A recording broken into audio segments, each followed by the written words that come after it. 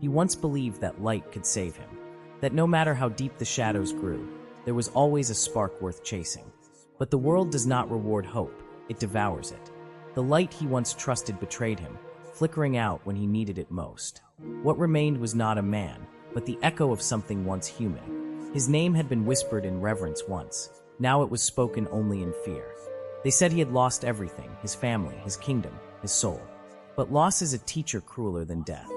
It strips away illusion, forces the truth into your bones. He learned that mercy is a luxury for the untouched, and love is a weapon for the naive. So he buried the man he used to be beneath the ruins of who he'd become. Every scar on his body told a story, a chapter carved in blood and betrayal. He no longer sought peace. Peace was a dream for the weak. What he wanted now was clarity. The world had shown him what it truly was, a battlefield disguised as paradise. And he would no longer play the part of the fallen soldier. He walked through a wasteland of memories, every step burning like coals beneath his feet. The ghosts of his past trailed behind him, whispering names, regrets, promises never kept. But he did not listen. Ghosts only have power over the living, and he had buried his heart long ago. When he reached the Valley of Silence, he stopped. The sky was a wound of crimson and ash. The wind carried the stench of decay, yet beneath it, he could smell something pure, revenge still warm, still breathing. He closed his eyes, and in that moment, the last remnants of his humanity slipped away. He raised his hand to the heavens that had abandoned him, and for the first time, the heavens looked back. The air cracked with fury, and lightning traced the scars across his body like divine handwriting. He felt power surge within him, not granted by gods, but born from defiance. The fallen man was gone. What rose in his place was something unholy, a being molded by pain, guided by silence, and driven by the hunger to make the world remember what it had tried to erase. The storm began that night, and the earth trembled, not in fear of death, but in fear of what would not die. Part 2. Years passed, but the memory of that storm never faded. It became legend, spoken of in whispers, feared by kings and forgotten by fools. The man who once bled in silence now ruled from the shadows. His eyes had seen the rise and fall of countless pretenders, yet none dared speak his name aloud. They called him the Revenant King, a ghost of vengeance wrapped in mortal flesh. He no longer cared for titles. Crowns were meaningless. Thrones were dust. What he wanted now was truth, and truth only lived in the ruins. He returned to the land that betrayed him. The city was rebuilt, shining and golden, pretending its sins were buried. But he remembered every face, every voice that had called him weak. He moved unseen through the streets, watching the same people who once spat his name now kneel before hollow idols. It almost made him laugh. Almost. At night, he stood before the great palace gates. The same gates that had been closed to him when he begged for mercy. Now they opened at his presence. Not because he demanded it, but because they felt him.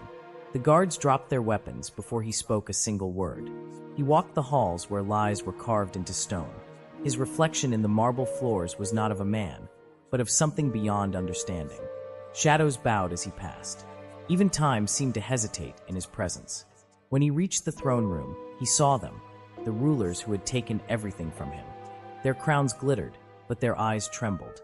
They tried to speak, to justify, to explain. But he raised his hand, and silence fell like a blade. "This isn't revenge," he said, his voice deep as thunder. "This is the price of your creation." They begged. They wept. They promised to change. But he did not listen. Mercy had no meaning here. Justice was no longer blind. It was wrath, wearing his face. He did not kill them quickly. That would have been kindness. Instead, he let their empire crumble from within. Their allies turn to enemies, their walls fall to dust.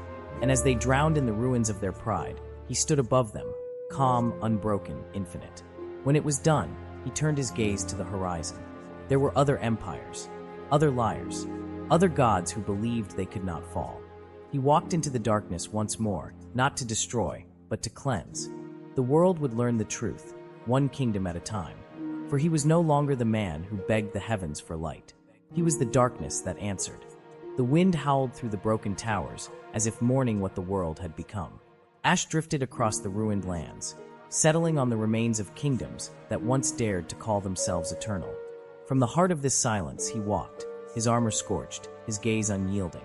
The Revenant King had returned to the world he once ruled, not to reclaim what was his, but to erase what had poisoned it. The cities whispered his name like a curse carried by the wind. In taverns, they spoke of a figure cloaked in shadow, whose steps echoed like thunder, whose presence made fire flicker and walls tremble. Some called him Death. Others called him Judgment. But those who had seen him with their own eyes called him Truth. Because when he came, the lies that held their world together burned away. He moved through villages where the weak were still chained by the greed of kings. He saw men bowed beneath the weight of false gods, their prayers unanswered, their hope long dead. The sight did not break him, it reminded him. He had begged for help once. No one came. Now he would be the hand that answered, not with kindness, but with reckoning. One night, he came upon a town on the edge of the old empire. The banners of the new rulers fluttered high above its walls, gold and crimson, symbols of arrogance and deceit. The guards mocked the peasants, the nobles feasted on stolen grain, and the people watched, too broken to resist. He stood at the gates as thunder cracked above, and the rain began to fall in sheets of silver fire. When the guards demanded his name, he said nothing. He simply raised his hand, and the iron gates split apart as though struck by the wrath of gods. Panic spread like wildfire. Soldiers rushed to stop him, but the storm answered his will. Lightning danced through their ranks, searing armor, shattering shields. In moments, the city fell silent. He walked through the chaos as if through a dream, his eyes fixed on the grand citadel where the lord of the land cowered. Inside, the nobles trembled behind their walls of marble and gold. They tried to reason, to plead for peace, to hide behind the name of their gods. But he saw through them. "You built your world on the bones of the faithful," he said quietly. "Now, the bones rise to collect their due." The Lord screamed for his guards, but none came. He knelt before the Revenant King, face pale, hands shaking.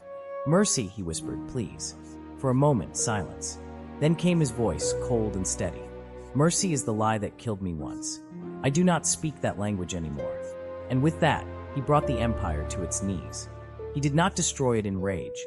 He dismantled it, piece by piece, with the patience of a god who had all of eternity to deliver justice. The merchants who profited from blood were stripped of gold and thrown into the streets.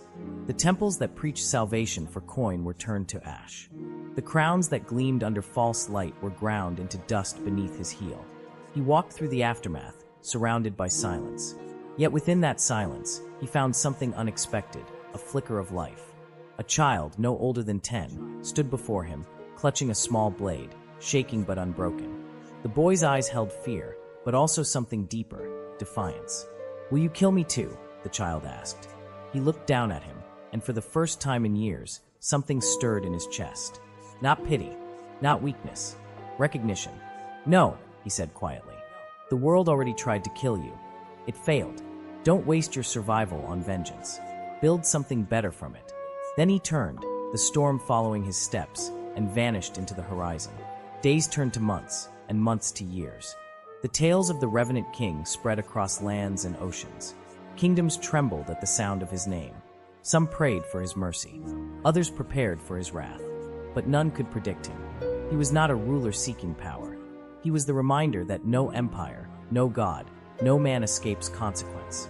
He returned once more to the mountains where his journey began. The air there was still sharp, still cold, still clean. He stood at the peak and looked out over the vast wasteland below, the graveyard of kings, the ashes of false thrones. The world was quiet again, not in peace, but in fear. He knew his time was not over. Shadows still thrived in places untouched. Lies still grew in corners too small for light to reach. But he was no longer just a destroyer. He had become something else, something eternal. He looked up at the storm-torn sky, the lightning reflecting in his darkened armor. "They thought they made a monster," he said softly. "But monsters end. I don't." And as he vanished into the storm once more, the world held its breath. Because legends die, gods fade.